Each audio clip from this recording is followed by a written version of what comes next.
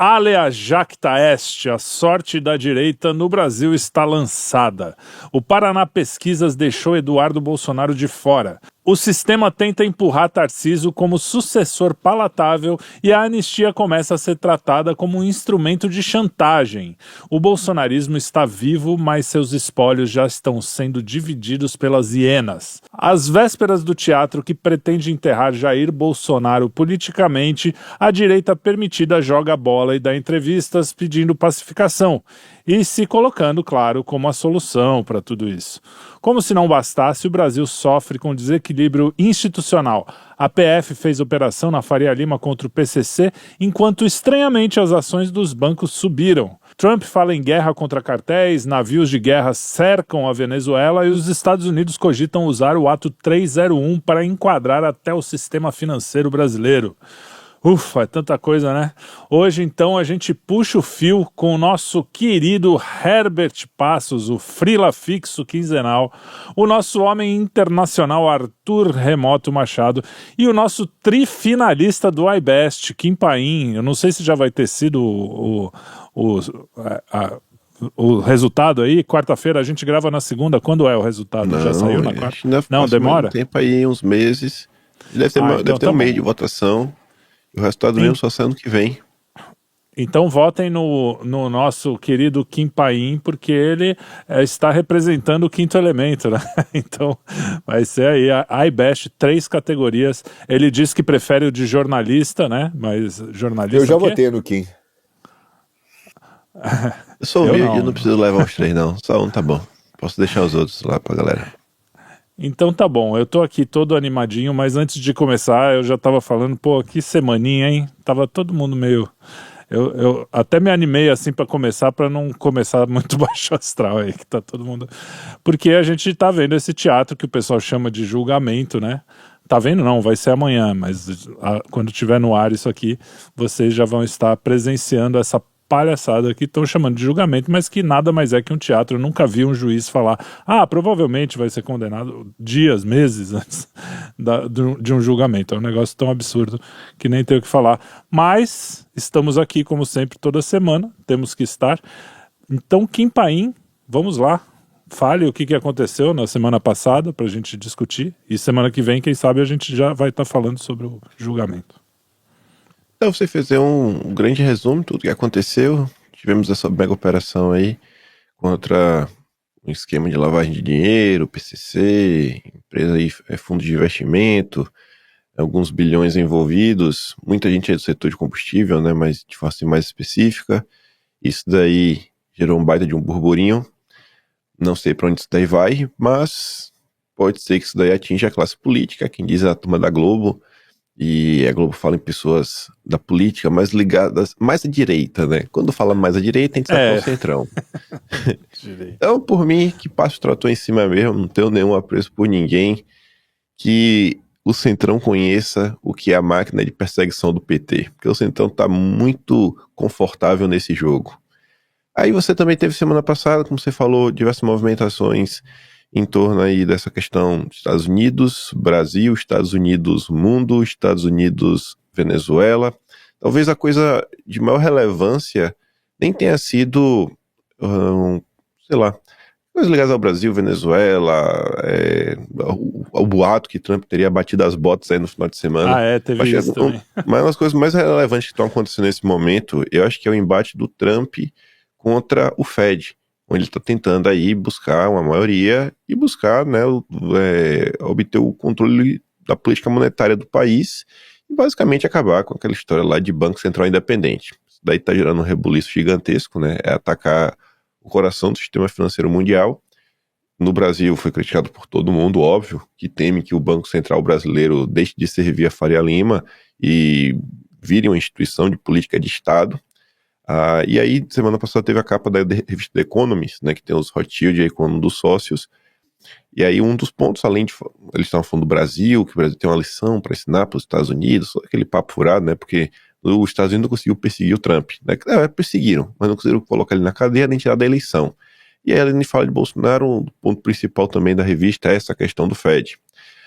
O que mais teve de coisa na semana passada foram essas movimentações políticas em torno da eleição de 2026, Romeu Zema, Martinho Júnior, Caiado, Tarcísio, se movimentaram das mais diversas formas, falaram sobre os mais diversos assuntos, negaram muita coisa, a imprensa, por outro lado, mostrou que todos realmente estão de cabeça nas suas campanhas presidenciais, né? Não tem nenhum disso de, não, vou ver, não tem vou ver, todo mundo começou, e eu acho que a síntese do que estamos vivendo aí, junto a essa, não vou falar um pouco mais de Bolsonaro, mas essa síntese da questão política, eu até comentei na semana, eu acho que a gente está deslocando o eixo, até, na verdade, não só no Brasil, você pode reparar pelo mundo, onde a disputa deixa de ser entre direita versus esquerda para se tornar direita versus sem direita. Seria mais ou menos conservadores versus liberais. É um cenário que a gente já viu no Portugal, lá a turma do Chega, escanteado do governo, o partido de direita, sem direita, se uniu ao Partido Socialista para isolar. Um cenário que aconteceu na França, para isolar a turma da Le Pen, a turma do Macron, se unir a turma da esquerda, o Mélenchon e tudo mais. É um cenário que a gente está vendo na Alemanha, que tem a AfD, contra o CDU, que é um partido sem direita. Então isso está acontecendo aí por todos os lados. No Brasil não é diferente. Você tem a direita mesmo, né, o pessoal aí que tem valores bem, pelo menos bem claros e ainda você não consegue colocar assim por que e listar os diversos pontos. Você vê que tem um sentimento presente de antissistema dessa direita. E do outro lado você tem a sem-direita. Moderados, né, bonitinhos, estão lá sempre marcando presença na Faria Lima. Então, a gente está vendo aí todos os desdobramentos desse embate. E, para terminar, né, que é a questão da semana. É o julgamento, a farsa do Jair, né, o inquérito contra o Jair. Eu até falei, você fala, ele já tá aí vendo todo esse absurdo, né, de hoje, o papo já tá preso. Semana passada quiseram colocar a polícia dentro da casa dele, dentro da casa. Aí só colocaram no quintal, sabe, monitorando o perímetro. Aí vai aí a imprensa brasileira nas últimas horas, a mesma imprensa que, sei lá, se calou todo esse tempo para começar a publicar matéria sobre as controvérsias, coisas que aconteceram ao longo dos anos e coisas que estão acontecendo nesse julgamento que são controversas. A imprensa sequer consegue falar de, sei lá, inconstitucionalidade, né, nulidades, erros. Não, controversas, como se tivesse algum tipo de justificativa. E aí a gente vai, a Globo anunciando que vai fazer uma semana com a cobertura especial do que está acontecendo, o Supremo também, obviamente, cheio de câmeras novas, bonitas, para, sei lá, né, dar um... É a festa deles, é a festa da perseguição contra o Jair. E é isso, né? É o resumo aí, bem rápido, do que vimos aí na última semana. Não, é a prova de que isso é uma espetacularização, um negócio que o Arthur sempre fala aqui, que é uma forma, é uma das ferramentas, né, para pegar pessoas que você simplesmente não gosta, né, para criminalizar quem não fez crime nenhum.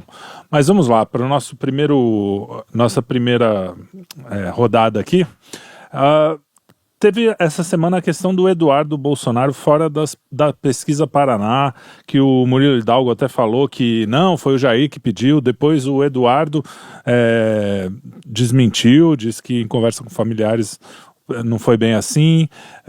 Eu vou começar com o Arthur. Arthur, o que você tem a dizer sobre essa escanteada que o pessoal está tentando dar no Eduardo? É sinal que ele tem uma força ou é sinal que ele está isolado? Ou é os dois? Como é que é? Não, que o Eduardo tem uma força é indiscutível. Na base, hoje, da direita brasileira, ele virou o grande líder e se ele estivesse nas pesquisas, ele ia absorver com toda certeza o apoio integral dos votos do Bolsonaro. E, a depender do seu desempenho, que eu acho que ele consegue ter uma boa interlocução com outros setores da economia, ele conseguiria, inclusive, roubar monte e agregar mais gente. Mas a questão é que não é de hoje, veja só, não é de hoje que o Murilo da Paraná Pesquisa trabalha para boicotar o Bolsonaro. Eu já tive a possibilidade de ter, quando estava até no Brasil, tem mais um ano que a gente está aqui, né? Eu notei como o tempo passa, um ano aqui em Portugal. Há mais de um ano, ainda na época da eleição, já tive alguns eventos na casa de pessoas em que ele estava presente, e naquela época ele já tinha uma postura né, que aparentemente dava informações de que o ideal era sempre boicotar o Jair, dizer que o bolsonarismo não dá voto, tipo, o Jair é parte do problema e não parte da solução, né, e tentando sempre tirar o apoio do Jair. E a estratégia do Murilo, ela bate muito com a da turma do PL, eles fazem isso muito em conjunto. Eles cercam o presidente, esvaziam o entorno do presidente, e aí depois eles começam a dar informações, inputs errados ao presidente, ou incompletos. O presidente ouve eles parcialmente e, a partir de uma concordância parcial, momentânea, eles transformam isso numa estratégia e colocam a culpa da decisão, né, a responsabilidade da decisão no Jair.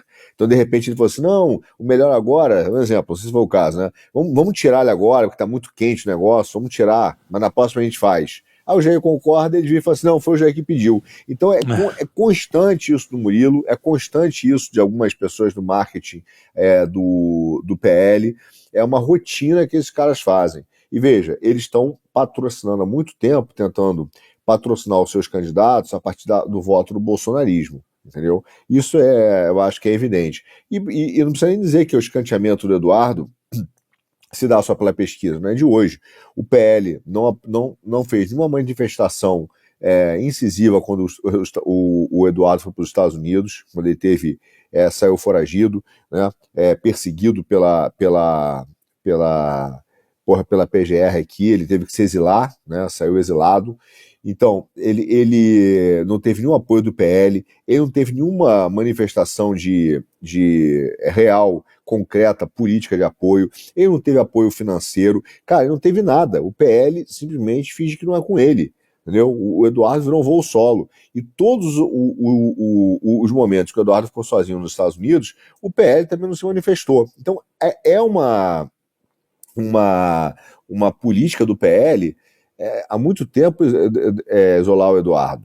Só que agora, além do isolamento tradicional do bolsonarismo, há um problema, que o Eduardo é um cara hoje muito forte, entende? Em termos de urna e representatividade política e de liderança política no Brasil. E isso atrapalharia os planos do Murilo, né? E aí, como o Kim fala há muito tempo corretamente, aí o cara boleta menos, né? E boleta menos, perde a graça. Muito bem. Herbert, eu estava vendo aqui, o Reinaldo Azevedo falou uma coisa que a gente fala há muito tempo que é incrível, porque o Reinaldo Azevedo foi um dos caras que me levou meio que para a direita, na época que ele era outra pessoa, né? Não sei, eu acho que ele foi abduzido e depois voltou como... mas, nessa época eu concordava com ele, fazia muito tempo que eu não concordava com ele, mas ele falou uma coisa que a gente vem falando aqui, que é a questão do Tarcísio, que já está escancarado, né, que ele é candidato, que ele quer ser candidato, mesmo que ele não fale isso em bom tom, todo mundo já sabe. E ele diz que tem uma questão, que se a eleição de um Tarcísio seria ainda bolsonarismo, né? Se isso tudo... Peraí, deixa eu até ler como é que ele falou. Ele falou assim: se a família Bolsonaro flerta com a irrelevância, entrega o eleitorado a Tarcísio, acreditando em futuros arranjos, ou se fiel ao que realmente pensa, recomendará que sabote a candidatura do governador de São Paulo, ou de outro qualquer que pretenda falar em nome do ex-presidente sem se comprometer inteiramente com a sua pauta. A expectativa é que seja ele a conduzir um bolsonarismo sem Bolsonaro. E aí vem outra questão. Isso ainda seria bolsonarismo? Você que é um cara que até já criticou os bolsoloucos quando eram muito radicais e não sei o quê, e agora a gente está nessa situação em que o bolsonarismo parece mesmo enfraquecido, porque o sistema está em cima, mas a gente vê um apoio popular absurdo, né? Um apoio popular... Será que esse cálculo do PL ou do Tarcísio não está meio mal feito, assim? Porque a minha impressão é que esses votos não se transferem, especialmente se essa farsa for escancarada. O que você acha? Tá, vamos lá, tem 2 pontos aí. O Tarcísio é uma coisa, o Reinaldo Azevedo é outra. O Reinaldo Azevedo, muita gente gostava dele porque ele era antipetista. E num dado momento ali, não existia muito essa história de quem é conservador, quem é conserva-louco, quem que é liberal. O Brasil, numa ausência de uma ideologia, ou pelo menos de diretrizes mais bem formadas à direita, ele sempre se coloca, né, essa massa toda sempre se move anti alguma coisa, então ela vai ser anti-esquerda. Como a esquerda estava ali no governo há muito tempo, incomodando e precisando, como é que eu vou dizer, baixar um pouco a bola para não ir tão longe, o Reinaldo Azevedo despontou como uma figura de direita, mas muito mais por estar em oposição ao PT do que por qualquer elemento mais conservador. Quando muito ele tinha ali algo de liberal. Mas isso de fato atraiu muita gente, ele tinha uma retórica forte. Mas enfim, era o clima que a gente viveu, principalmente após 2013, né? Naquele comecinho. Agora, o Tarcísio, se eu quisesse lançar o Tarcísio candidato, a última coisa que eu faria era isso que eles estão fazendo agora, de ficar empurrando o cara goela abaixo de todo mundo como se ele fosse a solução. Isso é o prato cheio para queimar o Tarcísio, na verdade. Por quê? Porque, óbvio, que para o público que é bolsonarista, ou mesmo para aquele público que não é bolsonarista, mas que simpatiza mais com o Bolsonaro, enfim, que está ali, que não está gostando tanto de ver a postura do Tarcísio tão entregue ao Centrão, porque o Tarcísio, ele está se tornando um tucanão. Né? Ele está ocupando, claro, eu já esperava que ele ocupasse esse posto, porque em São Paulo, como eu já cansei de repetir aqui, você tem estruturas políticas de longuíssima data que estão bem enraizadas na sociedade, e quando você governa com essas estruturas, você não consegue muito ir contra elas, você tem um espaço de margem muito pequeno. Só que mesmo esse espaço de margem pequeno que o Tarcísio tem, eu entendo que ele não está sendo bem utilizado. Ele poderia ser melhor aí por vários fatores que não cabe a gente entrar nisso agora. O fato é que o Tarcísio está se tucanizando muito, que ele precisa governar para aquele mesmo sistema que manteve o PSDB em São Paulo por quase 30 anos, né? E ele vai se queimando na medida em que ele se coloca como o sucessor do Bolsonaro, sendo que o Bolsonaro o público do Bolsonaro ainda não considera o Bolsonaro fora do jogo. Então, o cara que já começa agora a se colocar dessa maneira, ele está se queimando, na verdade. Então, quem está em volta dele e está querendo fazer a moral dele, está, de repente, se sentindo na obrigação de correr para, de repente, não perder espaço para Zema, para Caiado. Eu acho que estão queimando o Tarcísio. Se o Tarcísio quisesse mesmo assim, pegar um apoio dos bolsonaristas ou de todo esse público que está mais à direita e que já estava de saco cheio desse teatrinho tucano PT, né, PT, PSDB, ele teria que ficar mais recolhido e manter a postura que ele estava antes, que era uma postura de que não, o candidato é o Bolsonaro, ele tinha que insistir muito nisso, de candidato ao Bolsonaro. Bom, como ele não está fazendo isso, como em volta dele as forças são muito poderosas, ele já está sendo arrastado e assim ele vai se queimando cada vez mais. Então ele está, na verdade, reduzindo o potencial dele de votos. É dessa maneira que eu vejo. Agora, essa disputa, o Reinaldo Azevedo, né, não é nem que você concorda com ele que concorda com a gente. Que a gente começou antes, né? Até porque, não, assim, diga-se de passagem, Felipe, todo mundo sabia que isso ia acontecer. Né? Ninguém precisava ser um grande analista político para poder perceber que eles iam utilizar esse julgamento como meio de chantagem para deixar o Bolsonaro fora do jogo e conseguir com que o Bolsonaro apoiasse o candidato dito do sistema. Uhum. O candidato eles só foram com muita sede ao pote, né? Estão indo com muita sede ao pote. E tá um negócio ridículo, né? Eu considero que essa história de colocar a polícia na casa do Bolsonaro, para mim, pessoalmente, é um divisor de águas. Eu considero esse fato, o apoio a esse fato, semelhante a alguns divisores de águas que ocorreram na pandemia, sabe? Que a gente tem sempre amigos, eventualmente alguém tem parentes que começam a defender coisas absurdas, aquele passaporte de vacina para sair na rua, máscara sozinho dentro do carro, fechamento de comércio que não tem nada a ver, que jamais tem aglomeração. Você começa a ver as pessoas defendendo alguns absurdos, e isso acaba sendo um divisor de águas na sociedade, porque você fala, cara, tudo bem, esse cara eu gosto dele, é meu amigo, mas, pô, a partir do momento que a pessoa defende certas posturas, e mesmo quando essa pessoa defende por engano, você fala, cara, eu não sei se eu quero ter uma convivência tão próxima com quem tem esse tipo de engano. Né, com quem sai de tão facilmente a uma sanha totalitária, dessa maneira, sem discernimento, de maneira desesperada. Eu não sei se eu quero gente tão desesperada próximo de mim, no meu círculo de amigos, né, que peidam na farofa de maneira assim tão fácil e tão rápido, embotando o próprio raciocínio. Eu vejo esse apoio à polícia na casa do Bolsonaro mais ou menos como um divisor de águas também. Eu vejo que as pessoas que estão apoiando isso estão cometendo um erro muito grosseiro, porque estão apoiando algo para o qual não se tem nenhum tipo de previsão legal, que é um absurdo gigantesco. Um absurdo gigantesco. A casa da pessoa é inviolável. Não tem como fazer isso que está sendo feito. E, no entanto, as medidas do Xandão estão avançando para muito além do que a Constituição permite, e as pessoas estão aceitando. Só que elas estão cometendo o mesmo erro hoje, as pessoas de esquerda, ou às vezes mais do centro que estão caladas, estão cometendo o mesmo erro que eu já critiquei aqui, que as pessoas mais de direita cometeram na Lava Jato, quando apoiaram qualquer coisa que a Lava Jato fazia, só porque era contra a esquerda.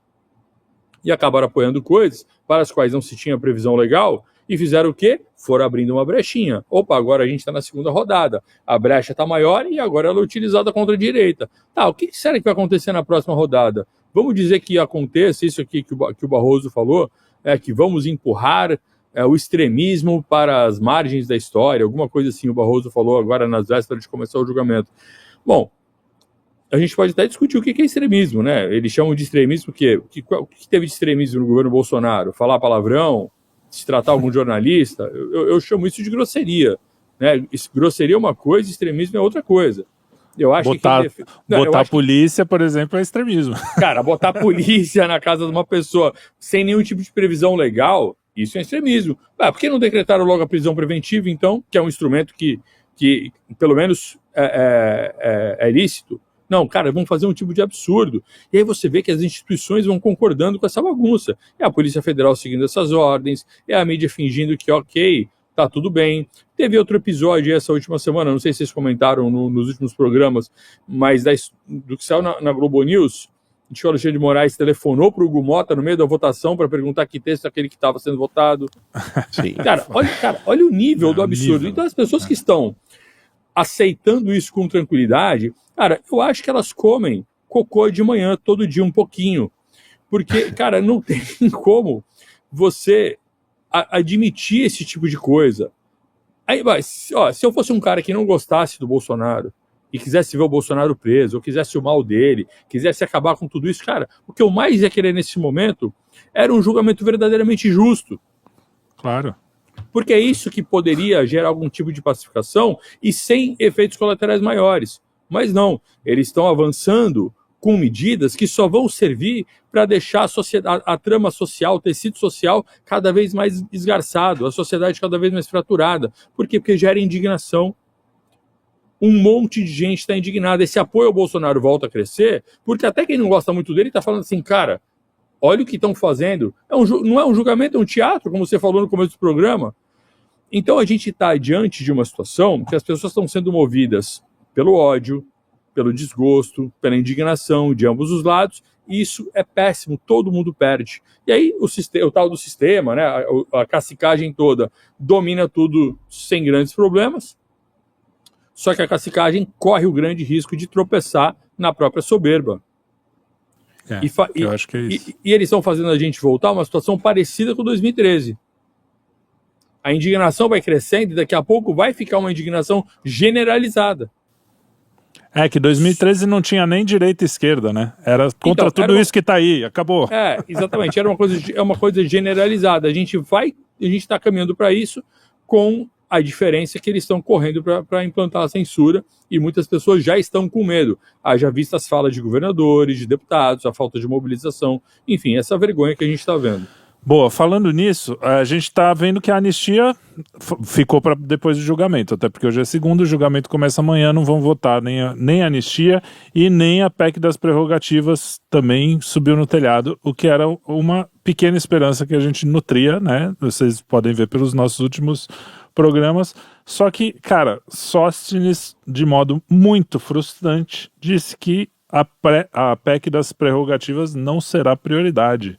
E aí, cara, a gente fica com essa cara aqui de parabéns, né? Ô, Kim, o que você tem a dizer sobre isso? Você que tá sempre aí olhando o dia a dia. É o que a Berti acabou de citar aí no meio do processo, que o Moraes ligou pro Hugo Mota para perguntar que texto é esse. A imprensa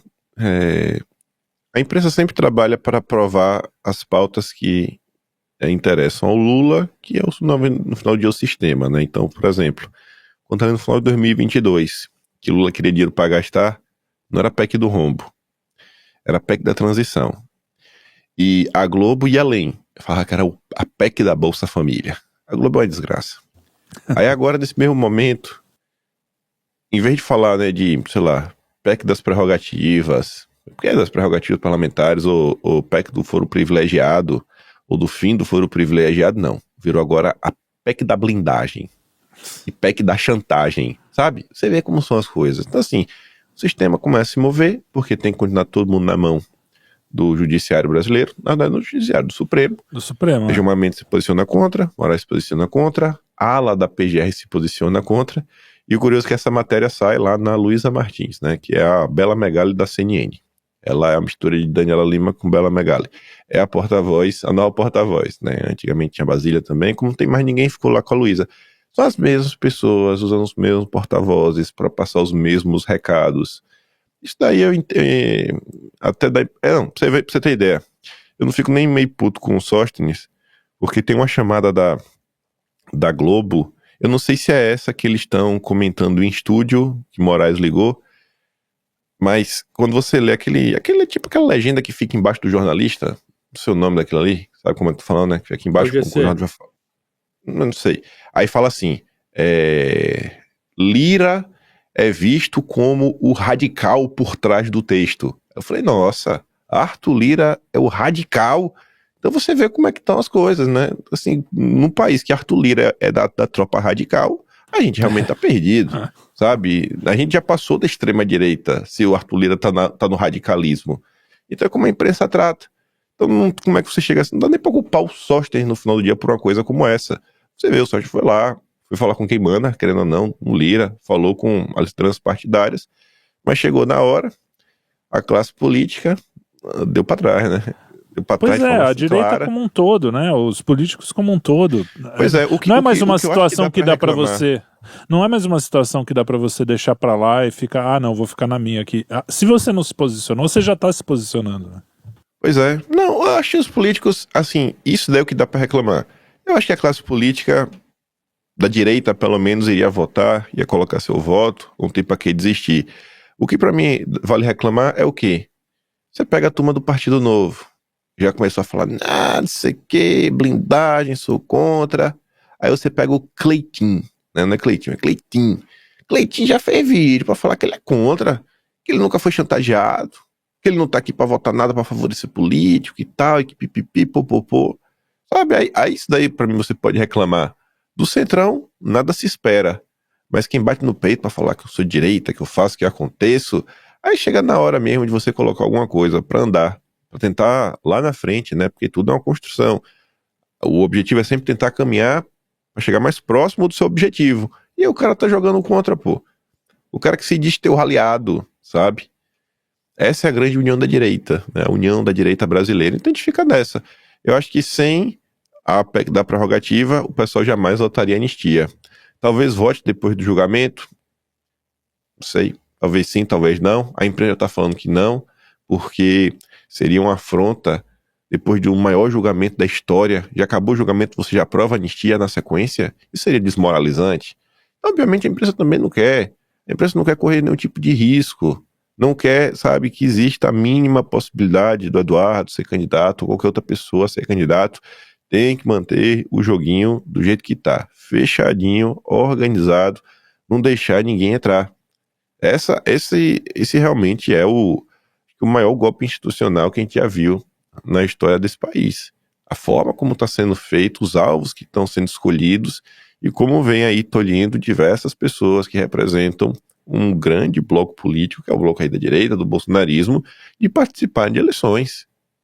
Sabe? Assim, e vai para onde? Eu não sei para onde vai. Eu acho que a insatisfação tá grande, como o Ebert está falando. Eu já falei isso aqui algumas vezes.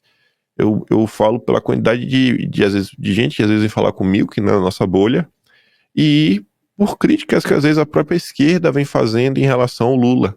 O Lula está cada vez mais de direita, né, para algumas bolhas da esquerda, na forma como eles enxergam assim o mundo, né, o espectro político, as políticas econômicas. Estão colocando cada vez mais o Lula como um direitista. Que para eles o neoliberalismo é direita.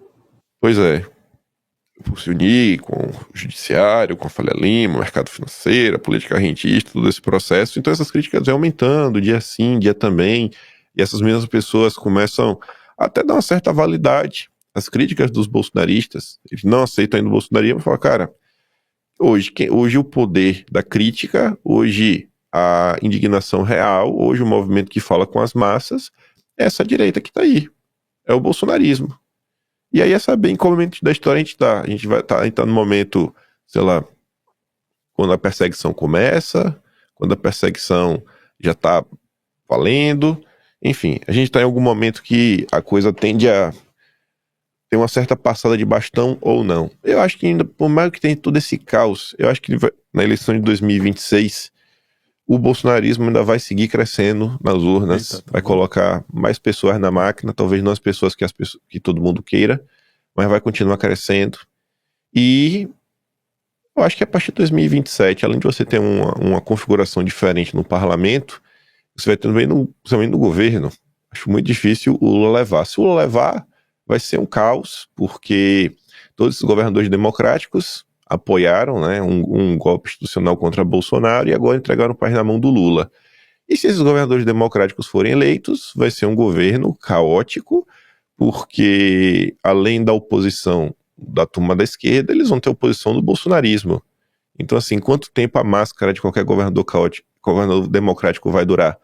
Pegando aí o que o próprio Reinaldo Azevedo estava falando, né? E isso é bolsonarismo, né? Vai passar o bastão. Até quando o bolsonarismo iria aguentar? Porque, assim, mesmo Bolsonaro falando, explicando, indo no cercadinho, fazendo live, e às vezes trazendo, assim, explicações básicas do seguinte, ó, eu não sou amigo aqui de infância de toda essa turma, mas me apontem aí 306 deputados, 49 senadores, que eu possa conversar, porque eu preciso aprovar PECs. Isso daí a gente entende, etc, tudo mais. Mas você olhava para o governo e você via diversos embates. E aí o personagem falava, né? O pessoal falava, pô, tá brigando demais, talvez briga menos, foca nisso, foca aquilo outro. Mas Não aí o governo articula. claramente ia pro embate. E um governador democrático, qual embate que vai ter? Não vai ter nenhum. Vai ter o mesmo conselhão que tem do Lula, com provavelmente os mesmos nomes, talvez só com um pouco mais de banqueiro, sabe? Vai ser a mesma política econômica. O que vai ser feito aí para entregar no final da linha? Vai ser muita promessa de concessão, vai tentar vender a Petrobras, tentar vender o Banco do Brasil, vai fazer o que assim no frigir dos ovos? Vai começar a contar com muito apoio da Globo, as pessoas já estão vendo, isso é estranho, né? Não tem como uma pessoa ser antissistema e ter o apoio da Globo ao mesmo tempo. Tá lá do povo ter apoio da Globo. Então, assim, a gente vai ter um governo caótico. Então, a tendência é que em algum momento, ao longo da história do Brasil, se vai ser já em 2026, se vai ter alguma outra coisa, a gente não sabe. E, paralelo a tudo isso, que a gente nem comentou, porque acho que não está na mão de nenhum de nós, e a gente tem informações limitadas, ainda tem essa pressão que vem de fora, né? A pressão americana, que ela também está na pista. Ainda tem a própria Magnitsky, que pode se estender a mais pessoas, pode ter mais tarifas, sanções, e por aí vai. E a gente não sabe o quanto isso daí pode interferir no Brasil aí nos próximos anos. Enfim, esse é o cenário aí que está dado até o momento. É um cenário realmente incerto, né? Acho que poucas vezes na minha vida teve tantos caminhos possíveis e boa parte deles não tão bons. Mas também é possível, é o que você falou. Daqui a 2 anos a gente não sabe como é que vai estar o Brasil mesmo. Então existe também essa possibilidade. Você pega um governador democrático que chega lá e não faz o que o bolsonarista espera, isso vai se virar contra ele. É isso aí. Não, e pensa o seguinte, ó. O PT, querendo ou não, eu acho que o Tem que Lula ver se vai ter eleição até lá, né? Se elas eu acho que o Lula prefere disputar a eleição com o Eduardo Bolsonaro. Ainda tem o cenário que o Eduardo pode até ser cassado, beleza, mas para perder o mandato, né? Não tá inelegível. Se eles não conseguirem decretar Eduardo inelegível até a eleição, Eduardo vai lá, arruma qualquer partido que seja e se lança. Pronto. Eduardo já tá na urna. E eu acho que ele tá no segundo turno. E aí? Eduardo, imagina, se ele não levar, aí você vai poder falar, né? Pô, e aí, governadores democráticos? Valeu a pena? Será que os governadores democráticos vão realmente se desfiliar de seus mandatos para tentar a presidência? Porque o Tarcísio, assim, desempregado ele não vai. Ele vai pro BTG. Isso aí vai ser claro como o sol. Vai ser já chefe do filho dele. O Zema podia ser senador. Vai abrir mão. O Ratinho Júnior também. Com certeza seria senador. O único que não tem nada a perder, tá deixando isso claro, porque já foi tudo na vida. Então, assim, pela idade, você vê que claro, tem aquele aspecto também do próprio ego, né, da própria história, o Caiado, que isso aí realmente vai manter a candidatura até o fim. Mas e os outros? Então, assim, Não, e ia eu ser acho que engraçado, né? se eles não conseguirem garantir para valer que Eduardo não vai sair candidato, assim, o Ratinho Júnior ainda pode mudar, não sei, até, acho que você pode mudar já quase próximo, assim, que você pode ir para senador. Mas, e o seu Tarcísio, que tem que se licenciar do cargo ainda em abril? Vai fazer isso? E aí se licenciar e o Eduardo vier fazer o quê? Vai disputar contra Eduardo? Com uma eleição ganha, né? Que até os bolsonaristas votariam nele Pois aqui para governador. Então, assim, é um cenário ainda muito incerto. Muito incerto. Ainda que mas fale ia que ser ele tenha o apoio de Bolsonaro, Eduardo falou que se o Tarcísio vir, eu vou vir também. Mas seria um cenário interessante, o segundo turno Lula e Eduardo, com esses caras tendo que se posicionar para algum dos lados, né? Eles iam ter que apoiar o Eduardo, né? Ia ser engraçado. Ou não, né? Então, aí é que tá. A situação do Tarcísio é complicada. Para ele era muito mais vantagem ficar em São Paulo, fazer mais esse mandato, firmar. Só que na política, como em qualquer situação da vida, é aquilo, quem trai é amigo, né? Inimigo não te trai, inimigo ataca. Então, imagine em volta do Tarcísio, quanta gente não está afim de empurrar ele para a presidência para abrir vaga para o governo do estado. Para governador, é isso aí. Então, quanto amigo, quanto muito amigo não está lá em volta dele? Não, vai lá, você pode, e já se livra do cara. E botam mais tucano do que ele para ficar em São Paulo, que é o sonho de muita gente. É isso aí. Ô Arthur, você que está aí mais quietinho, agora falando também da anistia, desse silêncio desse pessoal, né? O Tarcísio e tal, mas o Ciro Nogueira também deu entrevista falando que a anistia só ia ser discutido depois. Toda essa história. Bom, o Ciro, quem acompanha o Kim aqui já sabe que ele não tá do lado do Bolsonaro faz tempo, mas tem essa aura, né, de que ele estaria. E aí a anistia virou uma moeda de troca, né? Isso é que é o problema. Como é que essa movimentação tá acontecendo e as pessoas estão vendo isso, não estão? É isso que eu não entendo. Parece que esses caras vivem numa bolha e acham que a gente não está enxergando essas coisas, que as pessoas não percebem. Como é que... Eu tenho duas análises em relação a isso, Célio. Uma é que não é que eles não percebem, é que eles dominaram o meio de ação. Eles dominaram a possibilidade de você entrar ou não no partido. Então, quer dizer, o único caminho possível, eles controlam, né? Então, o cara não está preocupado com isso, porque ele simplesmente exclui quem eles acham que não pode fazer parte do clubinho. E dominam esse assunto. Essa é a primeira coisa. Então, ele não está preocupado, de fato, em agradar A, B ou C, hoje na política, porque eles dominaram a mediação e não dão outra opção. Esse é o primeiro ponto. Há um domínio completo do mediação por parte desses partidos. E é uma coisa mais complexa, que a gente vai demorar muito tempo para poder resolver. Agora, em relação à anistia, eu acho que pela primeira vez na história aí do Quinto Elemento, eu vou tomar a liberdade de te corrigir. De ter a petulância de corrigir. Que é o seguinte, eu não acho que é moeda de troca. Eu escrevi um artigo, inclusive, que foi aprovado para ser publicado aqui em Portugal por várias etapas do jornal, e chegou no conselho editorial, os caras ficaram com medo, né? Olha que curioso. Olha, em Portugal. E o artigo se chama o seguinte: o sequestro de Bolsonaro. Então, não é moeda de troca. O Bolsonaro, essa semana, ele vai ser legitimamente sequestrado. Está sendo sequestrado por uma atitude jurídica legítima, quer dizer, considerada legítima, né? Está legitimando um sequestro, que é feito pelo judiciário brasileiro. E qual é o preço do resgate do Bolsonaro? O preço do resgate do Bolsonaro é o apoio ao candidato do sistema, para, lá na frente, poder, eventualmente, dar no indulto, entendeu? E discutir a anistia.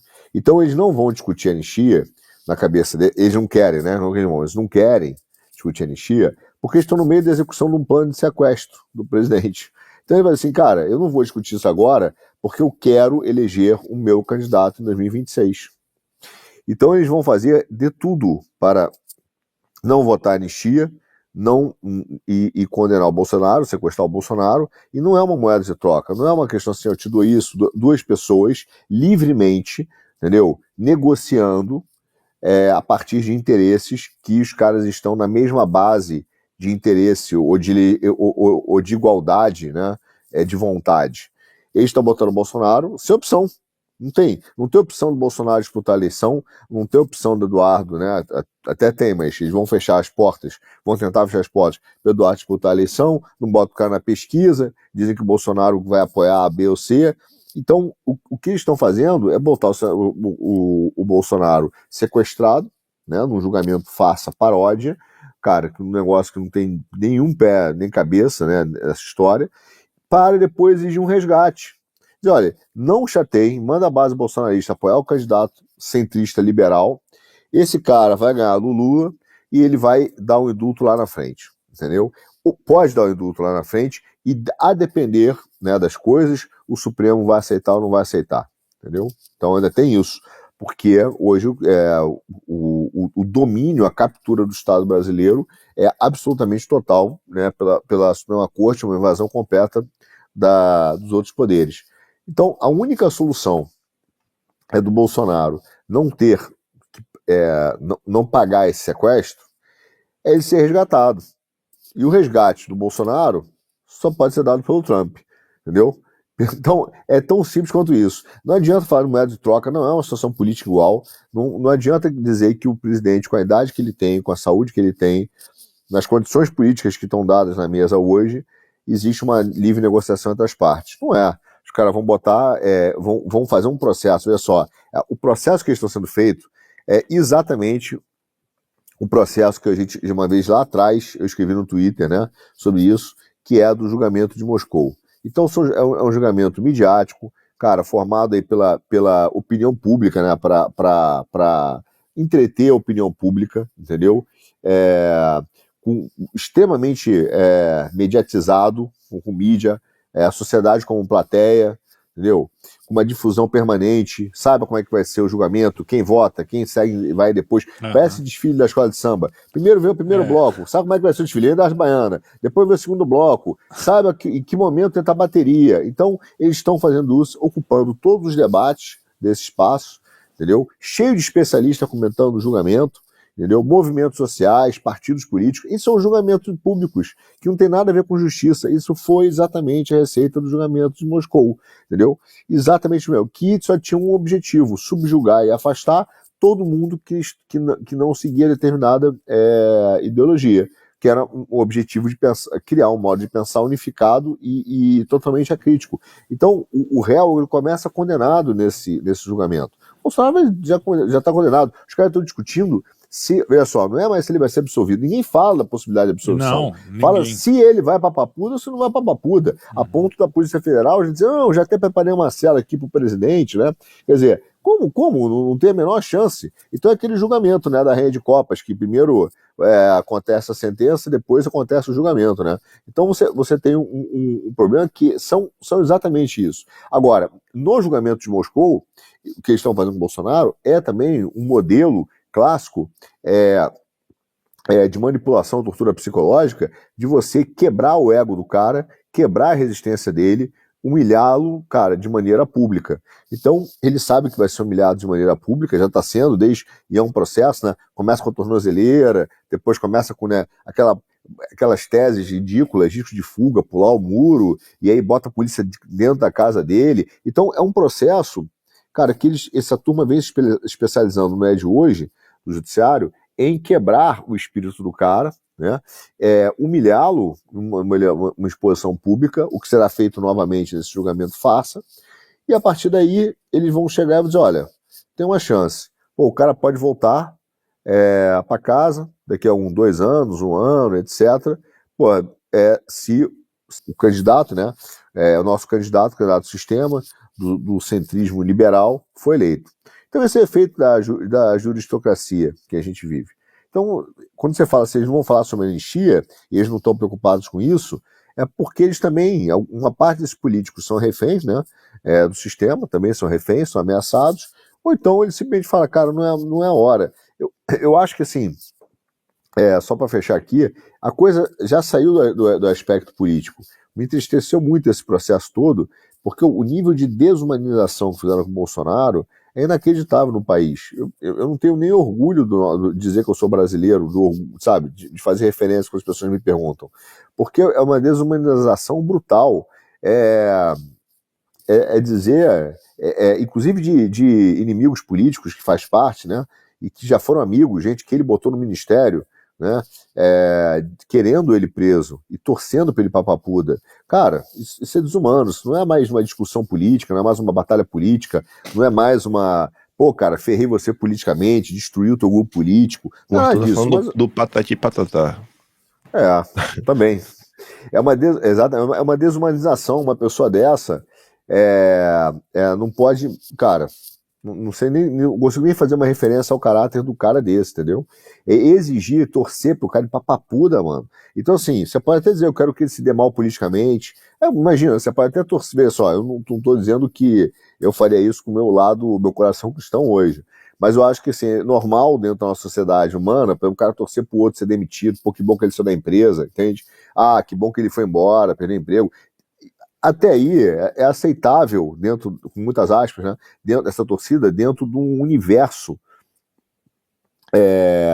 das batalhas humanas. Agora, você torcer pro cara ser preso e humilhado e papapuda de uma maldade que eu nunca vi. Então eu vejo hoje só isso, cara. Eu vejo que o processo vai ser desumano e quando a gente fala com a questão política, eu volto a dizer o que eu escrevi no nosso artigo, e que é o título, o sequestro de Bolsonaro. Bolsonaro está sendo sequestrado pelo Estado brasileiro e através de um julgamento farsa que tenta dar legitimidade a uma história que não tem pé nem cabeça, e o preço do resgate dele, né, para ele ser resgatado, é apoiar o candidato do sistema liberal para que eles possam voltar e fazer tudo aquilo que eles querem fazer. Entendeu? O problema é que esse sistema, né, a gente sempre, o Kim fala sempre isso, esse negócio, o antipetismo, todo mundo já sabe o que é o petismo, todo mundo tem medo do PT, no sentido de que o que eles podem fazer com o Brasil e com o país, só que essa turma liberal aí é a turma que vai, por exemplo, colocar um Drex da vida, Agenda 2030, que também os caras nunca foram muito contra. O próprio STF, eles não batem assim de frente. É a tecnocracia, que também não é bom pra gente, né? A gente também briga contra isso desde o começo do Quinto Elemento. Só que a gente perde um pouco essa... o mesmo, visão, é igual né? o petismo, eles só não são filiados ao PT. O pessoal vai perceber isso... Tarde vai perceber demais, isso às cedo vezes. ou tarde. Mas a questão da prisão, eu vou discordar agora, eu que vou discordar de você. Acho que a gente pode torcer, por exemplo, quando você pega um cara que, sei lá, aquele atirador lá dos Estados Unidos que matou criancinha, né, na Igreja Católica. Quem não torce para ele ser preso, aí sim, também pode ter alguma coisa esquisita. O que eu acho é que claramente, quem está minimamente por dentro do que está acontecendo, sabe que as acusações contra o Bolsonaro são completamente infundadas, não tem como. Não é nem assim, o cara roubou, mas é uma coisa meio de longe, ou não sei o quê. Essa história do golpe, cara, só quem é muito lavagem cerebral já feita num nível muito profundo, que o cara não vê que não tem o menor sentido. Então, eu acho que o pior de tudo é você torcer por uma injustiça, né? E a injustiça nem pro meu inimigo eu quero, cara, de verdade. Quando a gente Lava Jato, eu fui um cara que falei, que legal, o Lula vai ser preso. O Lula ia ser preso. Hoje eu penso até que um presidente ser preso é uma coisa mais delicada, você tem que ter mais eu vejo isso pelos Estados Unidos, né, na questão, porque tinha também a época que a Hillary podia ser presa, um monte de gente defendia, e depois eu vi que isso, cara, o fato de alguém ter sido presidente, a não ser que ele, sei lá, mate na frente de todo mundo uma criancinha também, sabe? Tipo, uma coisa assim absurda, tem que ter muito cuidado para botar um cara na prisão assim. Beleza, no caso do Lula, ainda assim, tinha, o Petrolão, cara, tinha um monte de evidência que bilhões que foram devolvidos, né? Não é uma coisa assim, ouvi dizer, não sei o que lá, mesmo que tenha tido umas delações que a gente... Mas é um jeito diferente. Eu não gosto de comparar muito igual para igual, apesar de a gente sempre falar aqui, a Lava Jato teve um monte de coisa que foi o caminho inicial para tudo isso. Mas não é a mesma coisa, cara. O Bolsonaro, você olha pro cara, você vê as acusações, não tem nenhuma acusação com alguma coisa decente por trás, né? Pra você falar, bom, também o cara errou, né? Vai, tudo bem, vamos pra lá. Não é, cara. A injustiça é que eu acho que é uma coisa que te revolta, assim. Não acho que é o fato só da prisão. É essa coisa espetaculosa, essa coisa que qualquer um vê. Então é triste, porque aí você vê uma injustiça e o cara que tá contra também tá vendo essa injustiça, só que ele acha, mas é o Bolsonaro, então por isso, aliás, eles falam isso com todas as letras. Nesse caso a gente não precisa seguir a Constituição, porque afinal de contas, aí por que isso acontece? Porque desumanizaram o cara, porque desumanizaram, só que aí eu vou mais além, vou falar bastante hoje que a Elizabeth pode ficar brava. Ela fica brava que eu falo muito. Porque você não está desumanizando o Bolsonaro, você está desumanizando o pessoal que está preso hoje. É isso que revolta mais de tudo. Você está desumanizando a Débora, você está desumanizando o Clezão, que é gente que nem está envolvido nos altos escalões da política, entendeu? É o teu vizinho que você está fazendo isso. É isso que revolta. Porque o Bolsonaro ainda está com a cara a tapa, ele quis ser presidente corre o risco de ser mesmo, né? Faz parte da política mundial, não estou minimizando o fato. Mas, o Clezão, esse pessoal que por causa do Bolsonaro, os caras estão fazendo esse tipo de injustiça, isso é muito revoltante, cara. Cara, é que a gente tem que admitir que na direita existe também um pique, às vezes, de desumanizar quem está do outro lado. Sim, e a gente briga contra isso. Cara, e a própria questão do Lula, veja, a própria questão do Lula, houve também eu nunca notei isso. Nunca notei isso. Você sofre com isso hoje. Que queria o Lula na cadeia de qualquer maneira, independentemente de qualquer coisa. Tanto que quando ele foi preso, ele não foi preso por nada dessas coisas que você falou. Ele foi preso por conta de lavagem de dinheiro através de triplex e melhoria em sítio de Atibaia. Então, caramba, olha que coisa muito frágil, né? Perto de tudo aquilo que a gente acredita que ele é culpado. Porque uma coisa é a gente falar, cara, olha só, petrolão, como é que tudo isso aconteceu assim, o cara tá sabendo. Olha a movimentação no Instituto Lula, olha quantos milhões, bilhões foram sendo desviados, olha as obras fora do país, olha toda essa mutreta com as empreiteiras, olha quanto dinheiro, cara. Uma coisa que a gente tem consciência, isso vem sendo falado há muitos anos, é de que a corrupção feita por setores da esquerda não é para o cara viver no luxo. INSS, é para o cara bancar projetos políticos de poder. Tá, só que ele foi preso por quê? O que conseguiram pegar para prender, cara, foi triplex e sítio de Atibaia, foi coisa minúscula, foi o caroço da azeitona, não foi a pizza. Tá, e tudo bem, todo mundo aplaudiu. Quando vazou aquela ligação dele para Dilma... a vazamento foi foda. Eu aplaudi, grave, mas hoje eu vejo aplaudiu. Agora, por que todo mundo aplaudiu? Porque tá todo mundo alimentado por esse clima ruim. E a gente acaba, aí pegando a questão de desejar prisão, papudo ou não, cara, eu acho que para a gente ser justo, a gente tem que desejar que a pessoa tenha a pena justa. É aquilo que já se discute na filosofia há um tempão, que sai dali dos diálogos de Platão e vai parar lá na boca depois do Boécio, naquele livrinho bacana pra caramba, Consolação da Filosofia, sobre o injusto ser punido ou não. Quem sofre mais, né? O injusto que não é punido sofre mais do que o injusto que é punido. Então a punição é uma coisa boa para o injusto, para que ele possa se corrigir. Então a gente tem que desejar que as pessoas que fizeram alguma coisa de errado tenham a punição, não por uma vingança, mas por uma oportunidade de correção e de expiação de culpa. Então desejar que a pessoa receba a pena adequada é justo e é bom para ela, porque vai ser pior para ela se ela não sofrer pena nenhuma e ela passar batido dos males que fez. Mas a gente acaba sendo movido muito mais, às vezes, por alguma indignação, por raiva, e a gente vai colocando os carros na frente dos bois.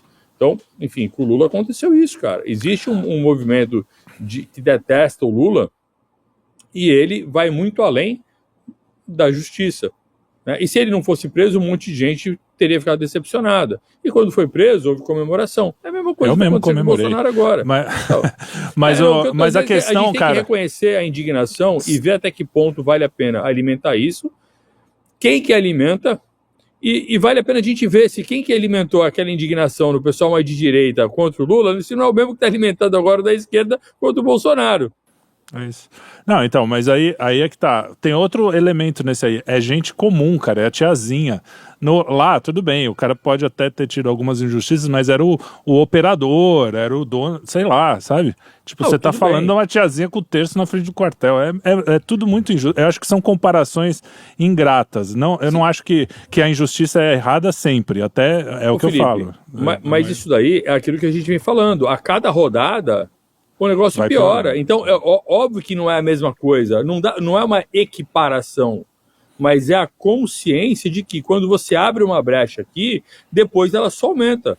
Sim, sim. Entendeu? Então, óbvio que cada rodada vai ser pior. Então, a rodada da esquerda foi de um jeito, a rodada da direita já está muito pior. Quem está sendo preso e se ferrando são pessoas que não oferecem nenhum tipo de risco para a população. Essas pessoas não oferecem risco. Uma coisa é o cara lá mata os outros lá em igreja. Tá bom, esse cara tem que ser punido, tem que ser preso. Se estiver ali confrontando, vai tomar tiro, vai morrer, paciência. Né? Agora, é uma situação de justiça. Entendi, Agora, essas pessoas estão sendo acusadas de golpe de Estado e não de Que não vandalismo. tem nada a ver, exatamente. Né? Caramba. Não, então, é isso, é isso. E outra, ó, a última coisa que eu vou falar antes de passar para o Arthur é o seguinte: às vezes eu vejo que tem uma vergonha de falar assim, não, a anistia pro Bolsonaro também. Eu acho que ele merece a anistia porque é injusto com ele também, tanto quanto pra tiazinha do batom, entendeu? Falar, porque fica assim, não, eu quero a anistia pra tiazinha do batom, mas o Bolsonaro tem que se ferrar. Não tem não, cara. O cara não fez, não tem que se ferrar. Acabou. Mas só um negócio rápido, para ver como a gente está com uma situação com várias semelhanças. Eu estava vendo aqui antes de entrar a notícia que sai na Globo News e aparece lá o Otávio Guedes com o João da Fonseca conversando, e o Otávio Guedes falando o seguinte, ó, na acusação que a PGR fez, tem um ponto que eu acho que nunca foi devidamente explicado e embasado. Ela considera que a culminação da preparação toda para o golpe de Estado foi o 8 de janeiro. Só que para ligar o Bolsonaro àquilo, ó lá, me parece que ficou bastante tênue. O que o Bolsonaro planejava era um decreto de golpe a ser emitido e assinado antes da mudança de governo. Ele não fez isso, ele desiste, fica com medo.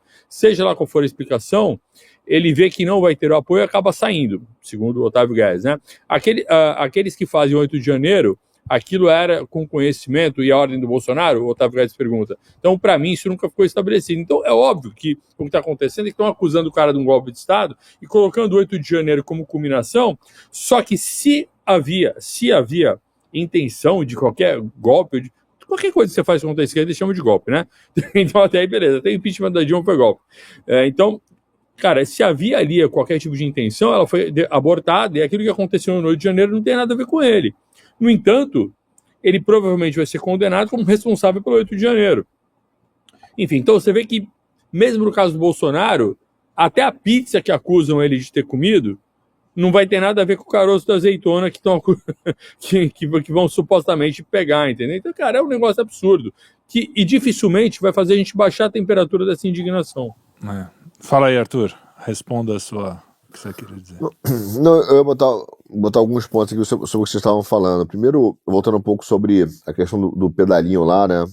Do triplex e do sítio de Atibaia, quando o Lula foi preso. O problema, e eu acho que a gente erra nessa discussão, porque o problema não é exatamente apenas a prisão do Lula pela prisão do Lula, como ela foi feita. Né? Aquilo ali é uma das etapas de um processo muito grande que foi feito no Brasil, né? Que foi multivetorial. Ele não teve eu vejo muita gente a gente falar sobre Lava Jato como se fosse um vetor, né? Um caminho unidimensional. E não foi, ele é multivetorial. E eu me lembro, quando eu estava para vocês, que eu estava fazendo um call na época com os suíços, tentando explicar o que estava acontecendo no Brasil. E eu expliquei para ele exatamente como estava sendo o processo, o tamanho das operações, as fases, a mídia, quando estava dando protagonista, e os caras ouvindo, né? E aí ele fala assim, realmente nós nunca vimos uma coisa com essa, uma precedente com esse tamanho na história do mundo, cara, no mundo. Aí eu falei, não, teve sim, teve uma coisa parecida na Itália. Aí o advogado, veja só, advogado suíço, falou assim no call, bom, vocês se orgulham disso? Então, realmente, veja, nenhum país, UK, e eles combatem a corrupção, eles prendem gente, entendeu? Eles fazem multa, mas desse lado midiático, explosivo, não teve. Mas veja, isso é uma etapa do problema. Que nasce, veja, eu posso até falar de questão jurídica, mas não vou falar uma outra questão. O problema é que maior, e entra a desumanização do Bolsonaro, é que tem coisas que o Estado, existe um direito, né, que é maior do que o Estado, que é o direito natural, que antecede qualquer outra coisa. Então tem coisas que ele não pode fazer. Ele não pode fazer. Então a tiazinha ou o cara que está hoje aplaudindo tudo que está sendo feito porque é com o Bolsonaro, ele não está entendendo que ele está simplesmente cortando esse limite, quebrando essa barreira de coisas que o Estado não pode fazer com ninguém. Então não pode fazer, entendeu? É a mesma coisa. Nem com seu inimigo, exatamente. Não posso pegar um cara e como por pior que seja, né, o livro e todas as críticas que a gente tem, mas o início do livro lá do Vigiar e Punir, né, do Foucault, que o Olavo chamava, como é que o Olavo chamava? Era... não me lembro, ele tinha um nome engraçado para Vigiar e Punir. Ele começa contando a história exatamente que chocou até mesmo na época da Idade Média as pessoas que gostavam de ver uma execução de criminosos, que são os cavalos. O cara amarra o cara nos cavalos, né, e bota os cavalos para correr nas direções opostas, e o cara começa a ser quebrado no meio, só que geralmente era partido. Dessa vez o cara não consegue ser partido, ele vai sendo partido aos poucos, e as pessoas se assustam com o nível de tortura, porque o cara vai sendo torturado, os cavalos não rompem o cara, e é de uma brutalidade enorme. Então, naquela linha, o exemplo que ele começa é o seguinte, cara, tem coisas que, por pior que esse cara seja, o Estado não pode fazer, entendeu? Não pode fazer. Agora, o que acontece? Por que a gente hoje permite? Eu não acho que porque é com o Bolsonaro, é verdade, tem um lado de desumanização total, mas é que parte do nosso problema, cara, é que o brasileiro médio, de alguma forma, ele virou um homem meio abúlico assim, entendeu?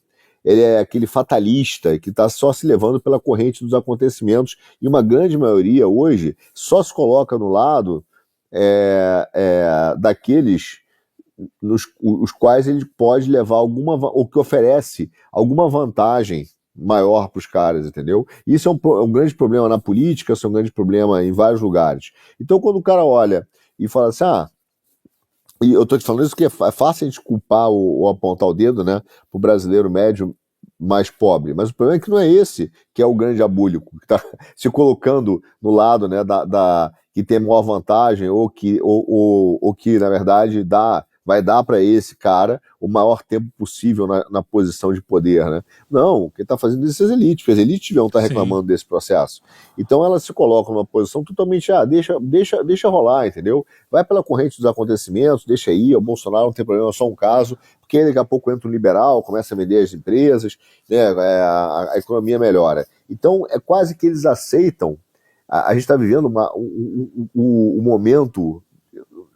talvez eu esteja até errado aqui em romantizar isso, né, nesse sentido, mas é do Minotauro, sabe? O cara lá, pega um cara, dá de sacrifício pro Minotauro lá, entendeu? Para que a economia possa fluir normalmente, para que a gente possa desembarcar com os nossos navios e o comércio acontecer. Entrega um pro Minotauro. Pô, então assim, a gente está vivendo coisas que, para mim, cara, são inacreditáveis. Eu digo para você, o nível vou desabafar de vocês, o nível de decepção que eu tenho com o Brasil, entendeu? Porque a gente mostrou o sistema, cara, a brutalidade, a perversidade desse sistema, e a omissão das elites no Brasil, cara, me espantam de tal maneira, porque no final os caras estão adormecidos e é por causa de dinheiro. Porque no final das contas você fala, mas a economia vai andar. Você fala, cara, mas peraí, olha o que estão fazendo com o cara. Mas a economia vai andar, eu vou voltar a vender, entendeu? E parte dessa questão, daquele sequestro, na lógica de muitos, é o seguinte: o que esses caras imaginam? Olha, deixa o Bolsonaro preso, que aí entra o Tarcísio, ou o Caiado, ou o Zema, o Ratinho Júnior.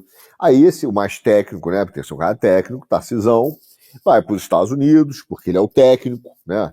É o técnico, assim que ele se coloca, vai negociar com o Trump, vai fazer um acordo com o Trump, entendeu? Vai liberar as tarifas, vai tirar o Alexandre da Magnitsky, e aí ele dá o indulto. Então, é a cabeça desses caras. E aí você olha e fala assim, sério? Vocês vão humilhar o cara desse jeito? Entendeu? E nem vai dar certo esse plano, né? Porque o Trump não tem cara disso. Eu não tenho. Não. Eu também acho que não, mas enfim, mas esse é o plano deles. Eu acho que esse plano vai ser uma catástrofe, entendeu? Eu acho que vai ser uma catástrofe. Acho que vai ser uma catástrofe. Não, é isso que você falou. Empresários, a Faria Lima e o agro é o que mais me decepcionou. Não no sentido que eu esperava muita coisa, mas do tipo assim, porra, um mínimo, né? De, porra, vai ser bom também depois, se as coisas, se as instituições voltarem a funcionar minimamente, vai ser bom pra eles também. Só que os caras são tão burros que eles querem a grana na hora. A bolsa alta, eu quero a grana do agro vender logo. É isso que você falou. Não pensa 2 passos à frente, é sempre meio, é sempre o passo seguinte.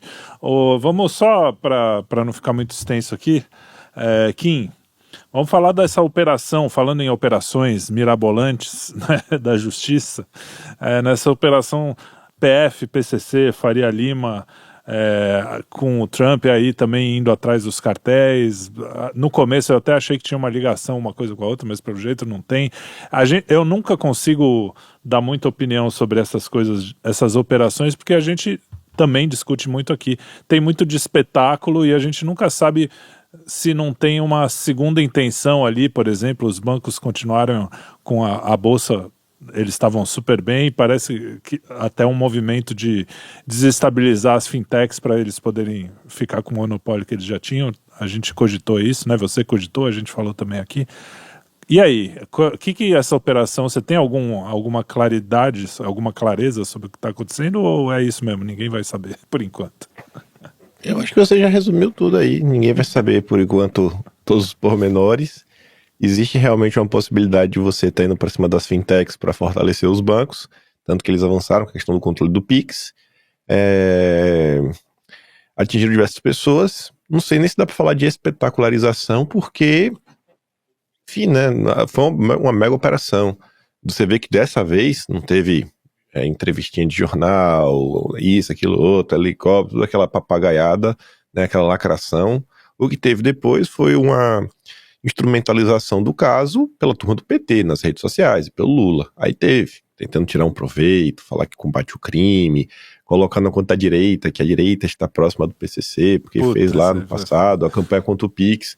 Isso daí que aconteceu, né, no frigir dos ovos. É uma questão que é real, né? Não dá para negar a presença do crime organizado no setor de combustíveis.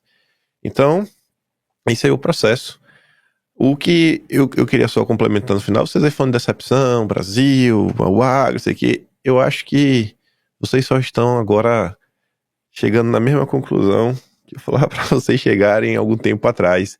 Eu acho que a falta de conhecimento histórico de nós brasileiros, eu me incluo também, ela é tamanha que a gente se deixa levar. A gente se deixa levar pelas coisas, aí tem percepções como se o outro fosse a gente, fosse nossa família, a forma como enxerga as coisas, e não conhecer os agentes políticos brasileiros, os posicionamentos históricos deles, aí pode levar a uma certa frustração. Faria Lima que está aí hoje é a mesma Faria Lima que teve aí todos esses anos, que antes de existir uma Faria Lima, foram eles que montaram basicamente o mercado de capitais do Brasil, foram eles que desenharam todo esse processo, essas pessoas, essas famílias, né, essas instituições. Então, assim, não tem nada novo, este sempre foi o processo. É um país que o clientelismo, o paternalismo está desde o início. É a turma que da derrubada do império até os dias de hoje. É o mesmo tipo de postura. O que a gente tem que começar a compreender é que a gente tem que tentar olhar quando na história brasileira essas forças antissistema conseguiram ter algum tipo de êxito nas suas batalhas e começar a entender para começar a sempre andar nessa direção. Não uma movimentação difusa, um planejamento sem nenhum tipo de estratégia, porque essa é a realidade do Brasil. Não adianta querer olhar com outros olhos e tudo mais, o que era, né, o grande agronegócio do Brasil. Começa lá atrás, seja lá com a monocultura de cana-de-açúcar, né, os engenhos, que não era um negócio que tinha um grande foco, né, de desenvolvimento nacional, etc, tudo mais. Pode ver que os grandes movimentos da história do Brasil seja até o movimento. Aí você é de São Paulo, os bandeirantes, cara, não era a turma do agro, né? Era um grupo normalmente menor, difuso, com algum tipo de objetivo, que, sei lá, foi responsável por diversas coisas no Brasil. Você olha que o desenvolvimento que a gente tem hoje no Brasil, que é muito pouco, esse de infraestrutura e de indústria, não é do setor do agro. Óbvio que tem alguma parte aí, o cara que já estava na elite, questão da e tudo mais, mas dá uma migrada. Mas são sempre setores minoritários que fizeram alguma coisa por um bem maior no Brasil. A maior parte desse pessoal, o único foco deles sempre foi obter o poder político através do poder econômico. Este é o Brasil. O dinheiro no Brasil realmente manda e muito. Eu não acho que, por exemplo, na Rússia, se você tem bilhões, você vai conseguir mandar tanto no governo, né? O Putin vai chegar lá e vai, enfim, né, te convidar para pular da janela. Mas no Brasil, Ave Maria, no Brasil você derruba presidente de avião, né, candidato a presidente, né, avião com o ministro do Supremo cai do céu também, né? São coincidências da vida que vão acontecendo. Então essa é a história do Brasil. A gente tem que entender esse processo. Entender que esse antipetismo, no final do dia, grande parte dele é petista. Parece paradoxal, mas não é. Basta um desses assumir o poder e você fazer realmente uma comparação honesta e justa. Não uma comparação de viés de confirmação, que o PT é um grande partido comunista, socialista, marxista, leninista, trotskista, vem todo aquele papo que você fala, cara, isso não é a realidade do que é o PT. Isso não é a realidade. Mas não é mesmo. Você se fala tanto de, o Lula tá colocando apadrinhados, o Lula mexeu na lei de estatal para colocar apadrinhado, pipipipopopô. Uai, olha as pessoas que estão aí nas autarquias, olha a proximidade dela com diversos bancos bem conhecidos, olha as pessoas que estão na iniciativa pública e depois foram para a iniciativa privada. Isso não é também um apadrinhamento? O Lula se difere alguma coisa da Faria Lima?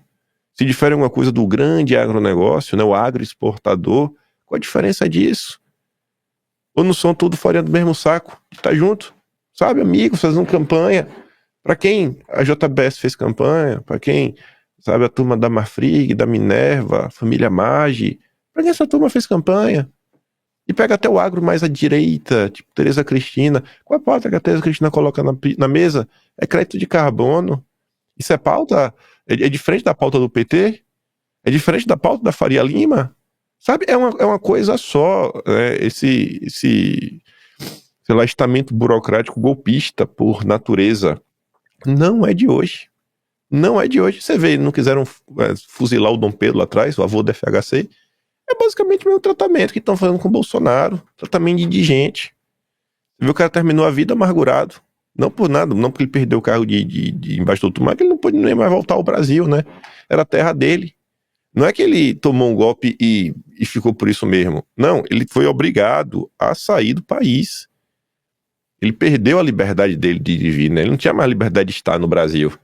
Então, assim, não é nada novo. O que a gente está passando são diversos momentos na história do Brasil e a gente tem que entender de forma um pouco mais profunda, entender realmente o que é aliado, entender o que é opositor, o que é adversário, quando dá para compor e ter um movimento mais sólido, sabe? Estruturado, com início, meio e fim. Porque senão vai chegar a cada eleição, vai votar no candidato antipetista, no antipetista, e vão passar mais 40, 50 anos de antipetismo. E não vai chegar a lugar nenhum. Vai ficar e na aí mesma. Mudar tudo para não mudar nada. Mudar tudo para não mudar nada. É isso aí. Eu vou te passar, Herbert, justamente, você acha que tem algum caminho, você que também conhece um pouco essa história, pra gente sair dessa? Cara, de curto prazo não, né? Mas eu tava escutando o Kim, tava lembrando de um artigo do Olavo, que eu acho que é de 2010, 2012, que fala a falsa memória da direita. Se eu não me engano, é isso. Quem tiver curiosidade, depois busca no Google a falsa memória da direita, artigo Olavo de Carvalho. Eu lembro que nesse artigo o Olavo falava que o problema do brasileiro não era exatamente a falta de memória, mas sim a criação de uma falsa memória. E ele vai trazer elementos justamente dessa direita que não tem um substrato político, ideológico, e vai se movimentar simplesmente por aquilo que é contra o que ela não gosta. que é contra a esquerda. E ela acaba abraçando a tecnocracia e o positivismo por falta de repente, ideias melhores, digamos assim. E ele até cita nesse artigo aquele movimento da Marcha da Família com Deus pela Liberdade, dos anos 60, que tinha sido, então, um dos maiores movimentos populares já. O Olavo fala que aquilo, por exemplo, foi sendo enterrado, e essa memória foi sendo substituída, e a direita foi abraçando uma pegada mais positivista. Isso vai ao encontro também do que eu venho falando já há bastante tempo, né, que eu gosto de simplificar para o povo entender, e falar que a esquerda é política, e por isso ela sempre age sabendo para onde quer ir, e a esquerda, né, e a direita é antipolítica. Ela se move sempre sendo contra, sempre sendo anti. E o antipetismo a gente viu, foi o que mais mobilizou as pessoas nos últimos anos.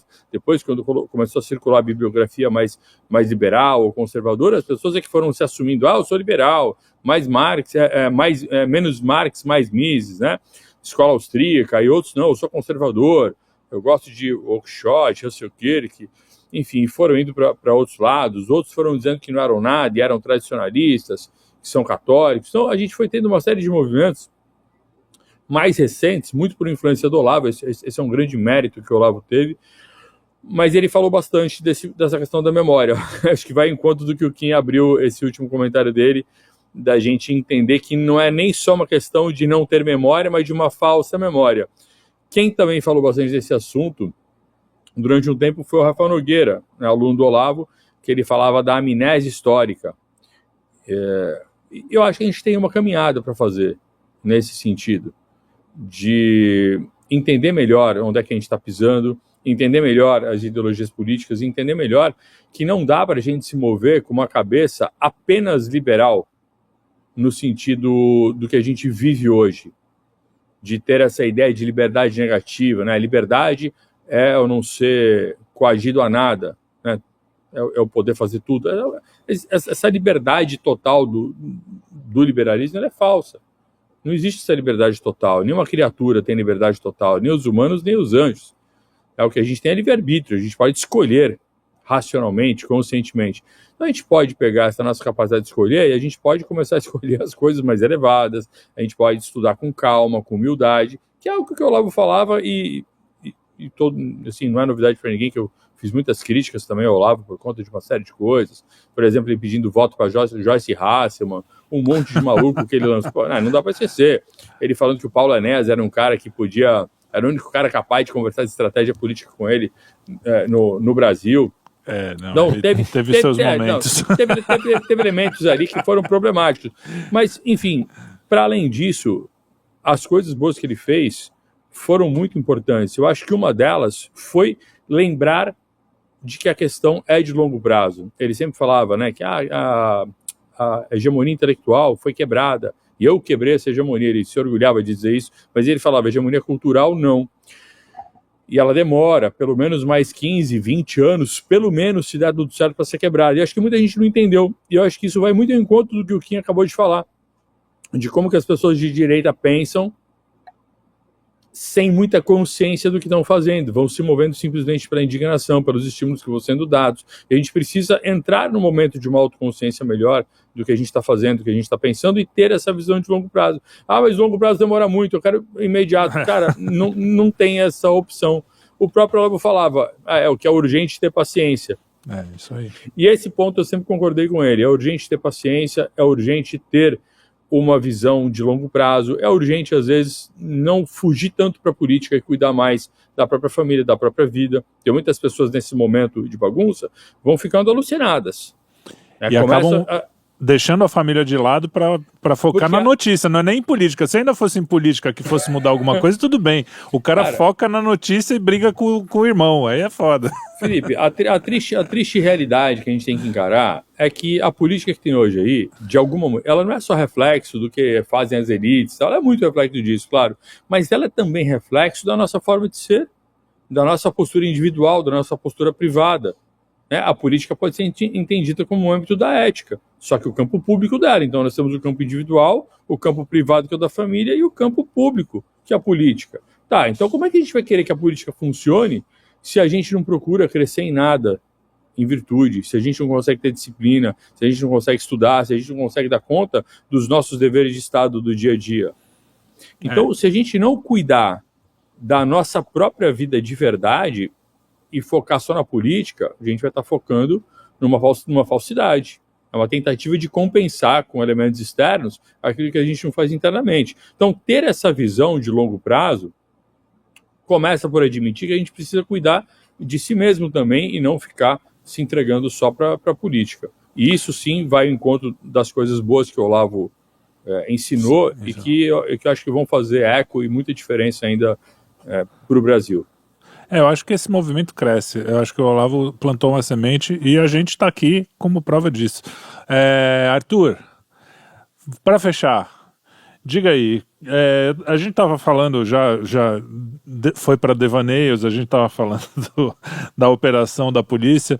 Se você quiser acrescentar alguma coisa, teve também, a gente nem falou muito da sessão 301, que os Estados Unidos estão também olhando para a gente com esse olhar assim, pô, os caras estão vendendo coisa para a China, estão indo para um caminho esquisito, que é um instrumento além desse, da Magnitsky, dos vistos e das sanções econômicas que eles podem usar também, né? Que você... Eu sei que você falaria até mais bonito sobre as coisas que a gente estava falando até agora, mas só fecha com essa história, porque senão o editor... Os devaneios estão mais atrativos, os devaneios estão mais atrativos que a pauta. Que a política diária, isso aí. Fala aí para fechar. Então, em relação à questão da polícia, eu acho que, e do setor financeiro, até aqui no Puxando o Fio, e várias vezes no Quinto Elemento, nós já falamos há muito tempo, inclusive com o nosso fila fixo, né, o nosso querido Ebert, sobre a relação do setor financeiro mundial com os cartéis. Não é uma novidade. O que a gente não pode acreditar é que essa relação foi completamente descoberta, totalmente mascarada e está resolvido o problema, não é verdade? Porque ela não envolve os grandes bancos, entendeu? E quando passa, veja só, é curioso, né? Quando começa a tangenciar os grandes bancos, imediatamente surge uma operação proteção. Não, virou uma operação proteção, até dos grandes bancos. Então, por exemplo, você pega o que aconteceu com a Genial ou com a Brasil Plural, que passou, né, por essa questão, já saiu uma notícia dizendo o seguinte: não, Brasil Plural e o Genial e Trocci lá do Tanuri renunciaram aos furos problemáticos. Veja só. Esse título é complicado, porque se a polícia está dizendo que os caras estão envolvidos num grande complexo de lavagem de dinheiro, eles atuaram ativamente e não foram ludibriados, né, basicamente por dois fundos que eles administravam, eles perceberam depois, mas já começa uma mudança de tom na imprensa, entendeu? Mudança de tom na imprensa porque não interessa sentar o cacete na Plural e não interessa sentar o cacete na Trocci. Então você começa a ter a escolha de quem tem presunção de culpa e quem tem presunção de inocência.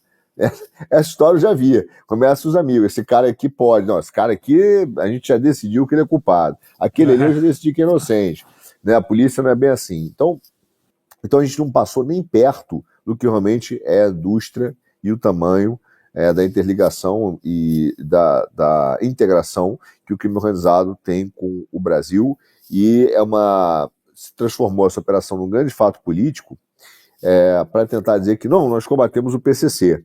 Lembrando que combater o PCC não é só combater lavagem de dinheiro, não é combater o cara que está com um fuzil no meio da marginal, entendeu? Isso foi uma das coisas que me chamou a atenção, porque a grande notícia era a questão de evasão fiscal, de desvio de tributos. É sempre, não pagou o Estado, então você é culpado, é o grande culpado. Como se isso fosse o grande crime deles e não matar pessoas no meio da rua, assaltar, botar o cara no micro-ondas. Isso me deixa louco, velho. Desculpinha para regular...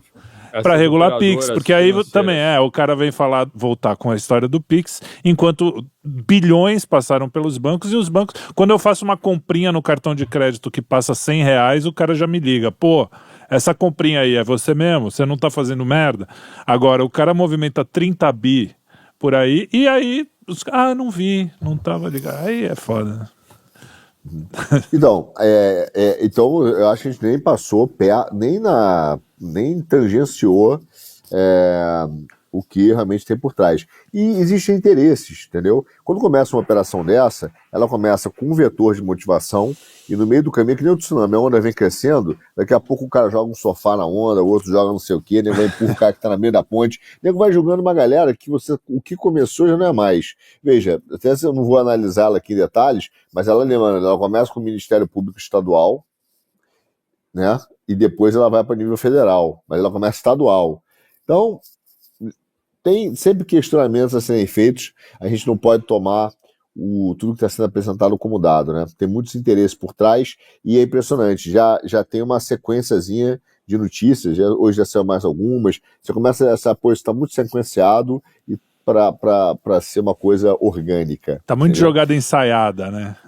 Exato. Agora, sobre a sessão 301, é uma sessão grave, tá? É uma investigação que a gente realmente tem se falado pouco, porque ela tem a ver com isso, com barreiras ilegais, né? E restrições de acesso ao mercado, práticas desleais com empresas americanas, e obviamente o que tem sido construído no Brasil dentro do complexo de coação, e talvez esse seja o ponto principal, de coação e extorsão do sistema judiciário, por exemplo, com um universo, né, de filhos de ministros que advogam para A, B ou C, isso é óbvio que é uma prática desleal e pode ser uma prática concorrencialmente prejudicial, porque você já está escolhendo um cara que tem uma influência para decidir sobre uma determinada questão e uma empresa local ou uma chinesa que contratar primeiro, né, já vai ter uma vantagem porque existe uma questão do relacionamento. Os antigos embargos auriculares, como falavam os antigos advogados antigamente, né? Então o cara que vai lá no ouvido do juiz, o cara tem mais paciência para ouvir do que ouvir o outro, entendeu? E aí o cara tomar uma decisão não neutra. Mas enfim, são investigações sérias e elas estão ligadas a uma série de fatores. E isso não é apenas a esse sistema pervertido, né, que se deu no Brasil de uma relação entre ministros do Supremo ou do Judiciário, seus filhos ou parentes, esposa, etc., mas também com a sequência de fatos que gerou a perseguição, a censura, aos problemas da Big Tech e, recentemente, eu acho que nos vídeos do Kim, também mostra como houve em algum momento, né, por parte, acho que foi até do Moro, que houve um pedido para que houvesse a redistribuição, né, de um determinado processo que caiu na mão do Alexandre. Então você começa a ver uma série de movimentações para se escolher determinados juízes para se obter determinados resultados. E isso caracteriza muita coisa dentro da seção 301 e é uma coisa que pode afetar empresas também, inclusive o setor bancário brasileiro, porque colaborou com esse sistema, né? Inclusive com práticas desleais e anticoncorrenciais. Enfim, é algo pesado, mas isso está sendo pouco visto ainda porque está em análise no Congresso americano e eles não falam pouco sobre isso, né? Eles divulgam pouco, eles estão se preparando para falar. Ao contrário do que acontece no Brasil, né? Nas CPMIs da vida aí, o cara primeiro lá, o cara se prepara, analisa, investiga, e depois o cara fala. Aqui a gente vai falando à medida que vai investigando, né? Então, é um processo que pode ser bastante Investiguem comigo, né? Quase uma gincana. Vamos novela. lá. Novela. É o país da novela, pode crer. Muito bem, minha gente. Olha, provavelmente vocês na quarta-feira aí já vão estar com notícias muito mais, né, quentes a respeito do julgamento do Bolsonaro, do teatro, que eu não gosto de chamar de julgamento, um negócio que não é um teatro, porque já está julgado e condenado. Então a gente fica aqui no aguardo para a semana que vem para a gente falar alguma coisa. Estava até comentando aqui se a gente não faz mais perto, ou até tentar fazer ao vivo algum dia aí, porque eu acho que os assuntos estão cada vez mais envelhecendo rápido, né? Mas de qualquer jeito é sempre um prazer estar aqui com todos vocês, não só Arthur, Kim e Herbert, mas também vocês que nos assistem aqui. Não deixem de ver os nossos outros vídeos, tanto aqui no YouTube quanto no Instagram. O nosso conteúdo no Instagram é diferente do que tem aqui no YouTube, então vai lá dar uma olhada. E é sempre um prazer, um abraço a todos e até o próximo Puxando o Fio.